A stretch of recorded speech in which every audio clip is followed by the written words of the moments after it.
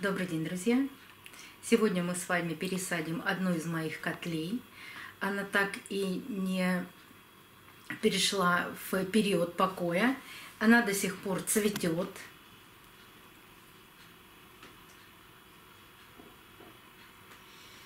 Сейчас еще покажу. Вот у нее вот здесь тоже будут цветы. И у нее очень много новых ростов. Вот новый рост, вот новый рост. А еще ей просто стал маленький горшок, и корни растут уже за пределы горшка. И так как у нее есть новые росты, то есть она в стадии роста, я ее хочу пересадить. У меня никогда не было проблем с пересадкой котлеи. У меня очень часто коты сбрасывали котлеи, именно котлеи. Им очень нравится, одному из котов очень нравится грызть листики, что он в них находит для себя вкусного, я не знаю. Но в общем, с подоконников они у меня летали очень часто. Но не это, другие. Поэтому пересаживала я их, раз в месяц было такое, когда летом приходилось их пересаживать. Я не волнуюсь о том, что что-то с котлеей будет не так, и она там сбросит цветочки или не распустит следующие цветы. Нет, все это получится. Котлея, когда она растет и пускает новые росты, она очень спокойно переносит эти все пересадки. Кто-то у меня спрашивал, долго ли цветет котлея. Котлея цветет от 3 недель до 5 недель. Действительно, цветочки она держит недолго, но она это все компенсирует великолепным запахом. Аромат у каждой котлеи разный, причем и каждый чувствует по-разному. Кому-то они пахнут ландышами, кому-то сиренью. Я не могу определить, чем она пахнет, но очень яркий, насыщенный аромат. Давайте попробуем вытащить из этого горшка. Она у меня в этом горшке находится примерно 1,5 года. Разрослась сильно, куст очень сильный, хорошо очень растет. Посмотрим, что там с корнями. И, кстати, расскажу вам про корни, про то, как она растет внутри, потому что показывать это все сверху можно, конечно, долго рассказывать, но это будет все непонятно. Давайте ее вытащим и пересадим. Расскажу, какой я грунт приготовила для нее. Сразу могу показать. Горшок просто немножечко, чуть больше прежнего. Немножко больше. И для котлей я выбираю непрозрачные горшки. Потому что вот они, корешочки новые, они очень тоненькие, они не участвуют в фотосинтезе. Поэтому котлею можно посадить, даже нужно посадить в непрозрачный горшок.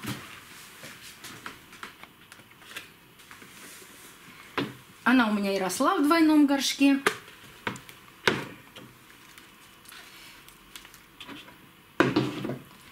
Ну, сейчас попробуем вытащить. Как это получится, я не знаю, но попробуем.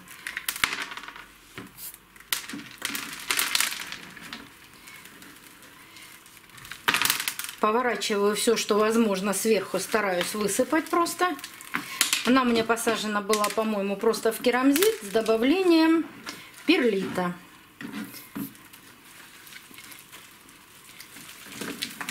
Как она там приросла, не знаю. Ну, давайте попробуем потянуть ее, что ли. Даже корни прорастали, но они пропали здесь уже. Так, как же сложно-то все это. Хорошо приросла. Ну, там, может быть, еще и керамзит спрессовался.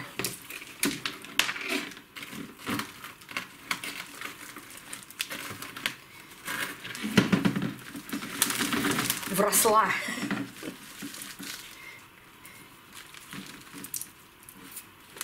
Так, не получается. Давайте так вот сделаем.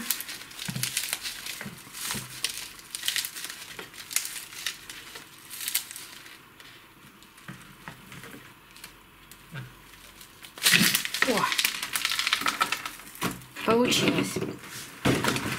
И давайте с вами рассмотрим, что же тут у нас в горшке. Здесь я использовала еще и крупный керамзит. Мелкий, крупный, да, все подряд. Все, что было, то и насыпала, называется.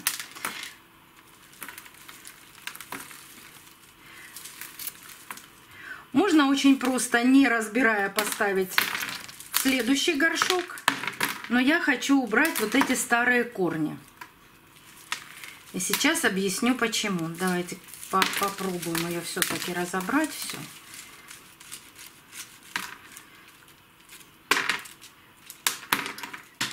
Да, сплелась она тут здорово.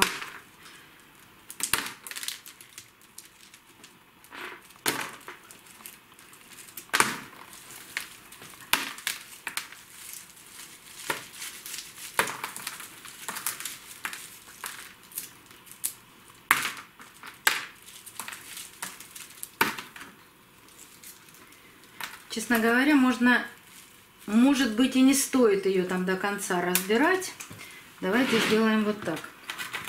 Я положу ее, и вот эти корни старые, вот эти все корни нужно обрезать и убирать. И оставлять ей только молодые беленькие корешки. Вот эти корни, вот эти черные корни, это корни со старых бульб. А старая бульба, как нам известно, цветет один раз. То есть она отцвела, и потом у нее функция, вот когда вот в этой псевдобульбе накапливается влага, она просто подкармливает новый рост.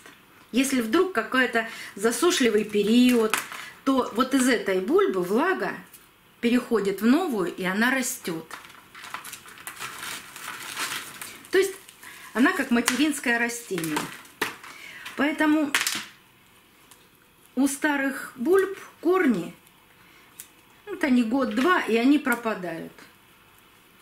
И вот такие мягкие корешки, их просто нужно снять. И если даже остались эти маленькие тяжи от них, их тоже можно обрезать.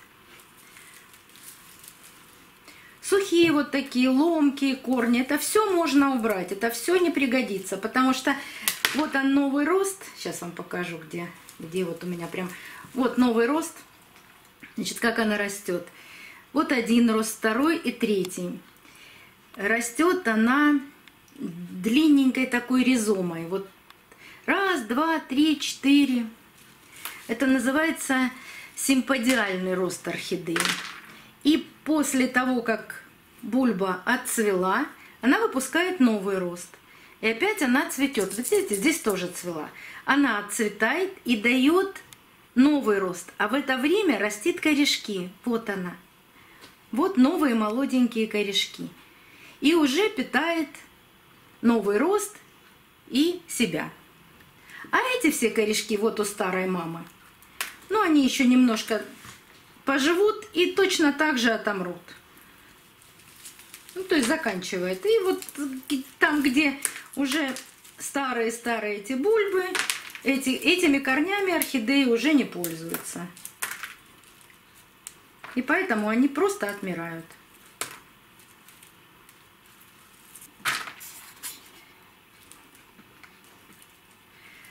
Вот все видимое, и что я могу разобрать, вот дальше я ничего не могу разобрать, там спрессованы корни внутри, и они все приросшие к керамзиту. Вот все, что я смогла убрать, я очень безжалостно отношусь к ней сейчас. Я все, что отрывается, спокойно отрываю. И так как я не могу пролезть вот туда, глубоко вовнутрь и растеребить весь этот керамзит, я его оставлю вот в таком состоянии. Сейчас только вот здесь подрежу вот эти ненужные корни. Вот эти сухие, которыми уже орхидея явно не пользуется. Я это все обрежу. Здесь даже ничего обрабатывать не нужно, потому что все это уже сухое давно.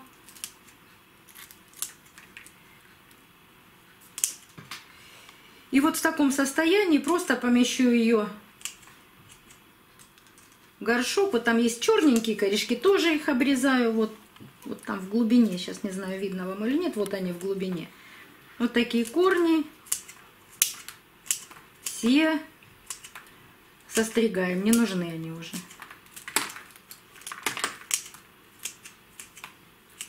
Она даст новые, ростов много. Все будет новое, все будет красивое. Вот так. Помещаем ее в новый горшок.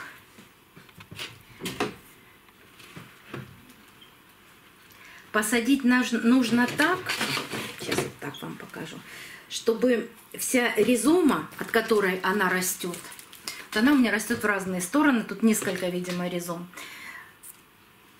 чтобы было место для выпуска новых, она так в длину растет, для новых ростов.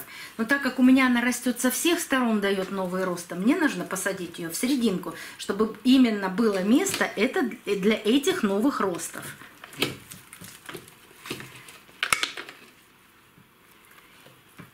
И котлея должна быть посажена на уровне верха горшка.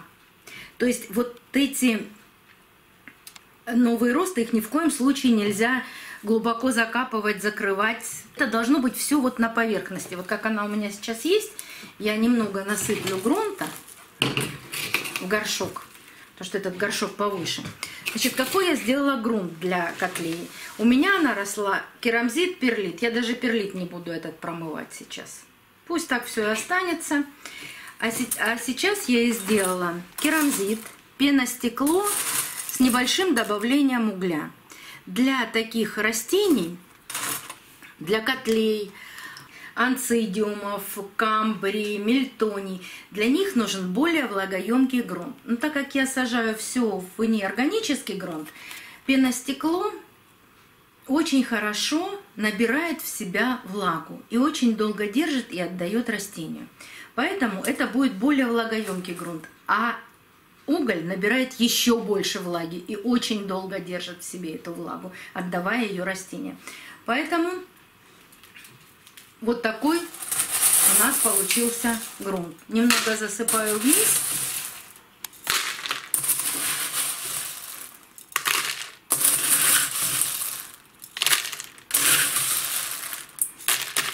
Так, примеряю, как она у меня будет стоять. Ну, вот так достаточно. Так, смотрим, чтобы вот эти корешки аккуратно. Вот эти уже не поместятся в горшок.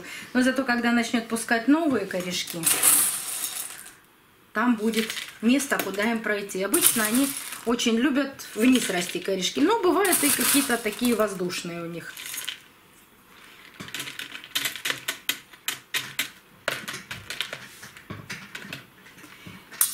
И вот здесь осталась по краю горшка пустота. Вот в эту пустоту я буду очень аккуратно. Даже ложкой не получается. Получится, что я рукой туда буду насыпать. Немножко ложкой, немножко рукой.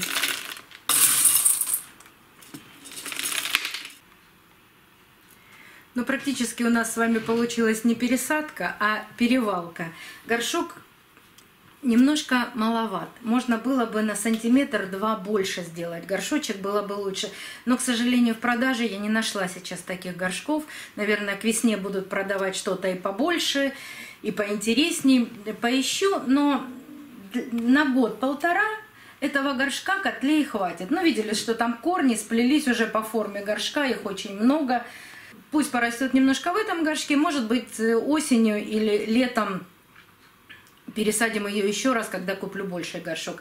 Но думаю, что на цветение и рост пересадка и перевалка никак не повлияют. Как же я поливаю свои котлеи? В период роста я их поливаю точно так же замачиванием, как и фаленопсисы. То есть я в этот двойной горшок наливаю воду, с удобрением, без удобрения, в зависимости от того, в каком периоде роста находится котлея. Если она цветет, я ее не удобряю. Если она находится периоде выпуска бутонов я ее удобряю каким-то удобрением с микроэлементами. Тем же могу монофосфатом, могу удобрять буйским удобрением, даже с небольшим содержанием азота. С гуматами я вам показывала, что я удобряю. Удобряю, честно говоря, чем попало. Но вот так они хорошо у меня растут. И то таким, то таким. С котлеями я не придерживаюсь никаких там обязательных сначала азотом, потом монофосфатом. Потому что, ну, во-первых, она цветет месяц. И если нет следующих бутонов, ее можно удобрять и с азотом, и с монофосфатом. Один раз так, один раз так. В общем, здесь я себе не заморачиваю голову, скажу вам честно. И цветут они у меня просто все время, и я показывала вам, замечательно цветут, пахнут. Ну, я очень люблю котлеи. Короче, я очень люблю котлеи. У меня их немного, но я их очень люблю. Посмотрим, что будет с моими котлеями дальше, как они продолжат цвести. До новых встреч, увидимся на канале.